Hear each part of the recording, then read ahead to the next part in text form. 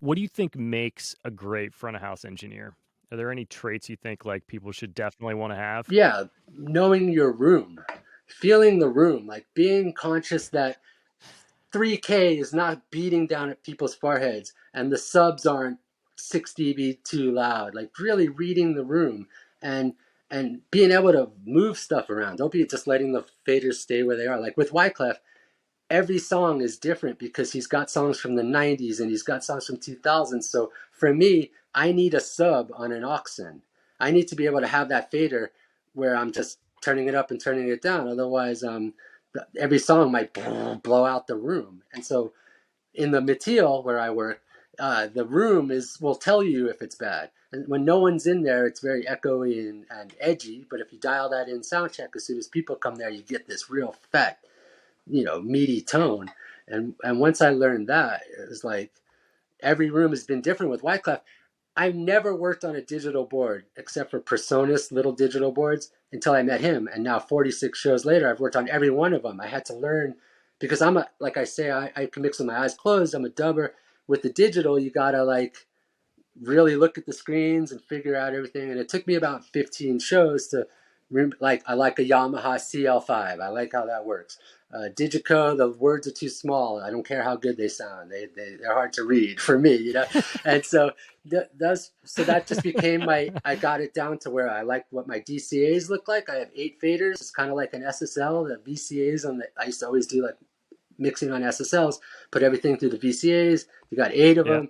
So now I know what I have. I have my drums if there's a drummer, and I have the DJ next to his vocals. I have the throw to the delay next on a DCA. I have the sub on a DCA, and I just walk in the room with that attitude, like, can you help me with this? Can you help me with that?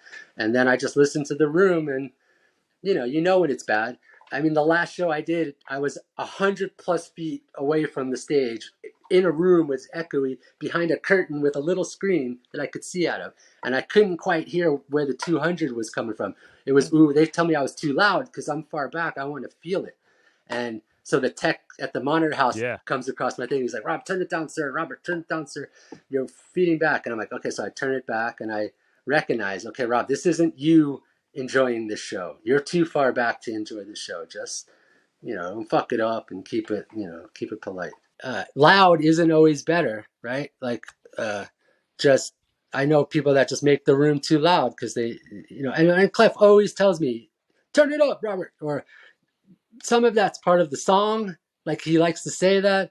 And then some of the times he really is not feeling it on the stage. And maybe 1% of the time it's the monitors need to be turned up and he's not feeling it on the stage, like the side fills if he's not feeling the beat.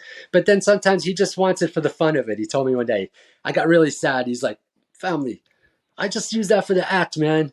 And I'm like, okay, great. I understand, bro. I got you. I'm not like, and then sometimes when he says, break the sound system, you bet your ass I'm turning it up 5-10 dB and then I'm backing it back down. I'm not like leaving it there, that's just the things that I've learned as a creative technical guy is like, but I've watched engineers when people came to the hall and they just keep it maxed the whole time. They just don't, the sensitivity isn't there. And I learned that a lot of it is, the artist might have said, I need it to be this way.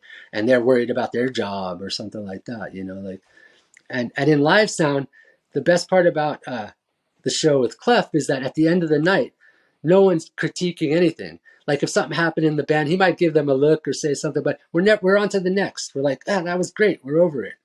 Like the number one emotional insecurity of the artist doesn't really come into effect with him.